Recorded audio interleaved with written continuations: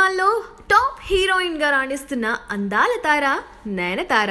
Number 1 heroine గా craze సంపాదించుకున్న నయనతార ఓ వైపు గ్లామర్ రోల్స్, ఇంకో వైపు పర్ఫార్మెన్స్ రోల్స్ చేస్తూ తనకంటూ ఒక స్పెషల్ గుర్తింపుని ఏర్పరచుకుంది. ఇదిలా ఉంటే ఈ అందాల తార నయనతార చూపు రాజకీయాలపై పడిందట. ఈ విషయం ఎలా బయటపడింది అంటే, నయనతార తను ఏ సినిమా అయినా ఒప్పుకునే ముందు ప్రమోషన్స్ కి రాను అని చెప్పేస్తారు.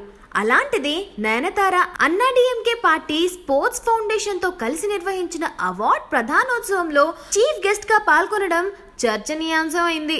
ఈ కార్యక్రమానికి నయనతార ఎలాంటి హంగామా లేకుండా సాదా సీదాగా రావడం కూడా హాట్ టాపిక్ గా మారిపోయింది.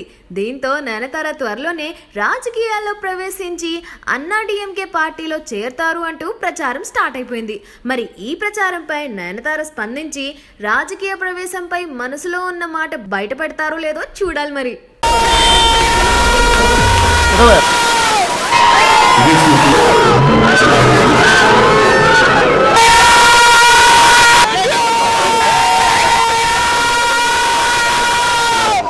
ఇంకోసారి ప్రూవ్ చేస్తున్నాడు.